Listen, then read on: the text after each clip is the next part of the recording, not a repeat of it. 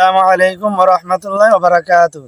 নাহমাদু ওয়া নুসাল্লি আলা রাসূলিল কারীম, আম্মা বাদ। আউযু বিল্লাহি মিনাশ শাইতানির রাজিম। সম্মানিত শ্রোতা মণ্ডলী, আপনাদের সম্মুখে একটি বিষয় নিয়ে আলোচনা করব। বিষয়টি হলো যে বাচ্চা যখন ভূমিষ্ঠ হবে, সেই ভূমিষ্ঠ পরে আমাদের একটা নিয়ম হলো যে বাচ্চার কানে আজান দেওয়া হয়, কিন্তু আমরা অনেক সময় মতন সঠিক লোক না পাওয়ার কারণে আমরা আজান ঠিক টাইমে দিতে পারি না, বা আমাদের মনে প্রশ্ন থাকে যে আজানটা দিতে হয় কতদিন পরে আজান দেবো, আজান দেরি হয়ে গেলে এর মধ্যে কোনো অসুবিধা আছে কি না আছে, এই ব্যাপারে আমরা জানবো। প্রথম কথা হলো যে বাচ্চা ভূমিষ্ঠ পরে আজান দেওয়া, এটা হচ্ছে সবথেকে উত্তম। এবার হাদিস কিতাবের মধ্যে এসছে যে বাচ্চা ভূমিষ্ঠ হওয়ার পরে যত তাড়াতাড়ি সম্ভব তার কানে আজান দেওয়া। এর আজান দেওয়ার সিস্টেম এর পরবর্তী ভিডিওতে আমরা বিষয়ে আলোচনা করেছি, এখানে আর বলছি না। এখানে বলছি যে কতদিন পরে আজান দিতে হবে, এর মুদ্দাত কতদিন, সময়ের সীমা কতদিন, এটাই এই ব্যাপারে বলবো। সময়সীমা হলো বাচ্চা ভূমিষ্ঠ হওয়ার পরে যতটা সম্ভব তাড়াতাড়ি আমরা আজান দিয়ে দেবো।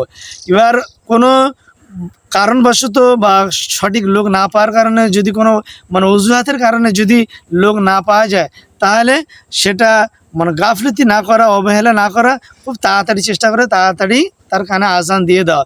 যতটা তাড়াতাড়ি দেবো ততটাই ভালো হবে।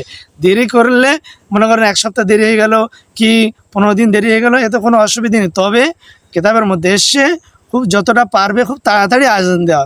এবার কোনো ওজোরের ক্ষেত্রে সমস্যার কারণে একটু লেট হয়ে গেলে এতে কোনো অসুবিধা নেই, তবে লেট না করাই ভালো। যতটা পারবো তাড়াতাড়ি দিয়ে দেবো। তাড়াতাড়ি দেওয়ার দলিল হলো, এর কথা হলো আমরা দেখে নেব আহসানুল ফাতোয়া 2 নম্বর খণ্ডয় 276 নম্বর পৃষ্ঠার, আর বাহরুল কওমের মধ্যে 8 নম্বর খণ্ডে 159টা, মেরকাতের মধ্যে 8 নম্বর খণ্ডে 159 পৃষ্ঠা। এটা হলো এর দলিল যে যতটা পারবো তাড়াতাড়ি দেওয়া, দেরি না করা। বাই চান্স যদি দেরি হয়ে যায় এতে কোনো অসুবিধা নেই।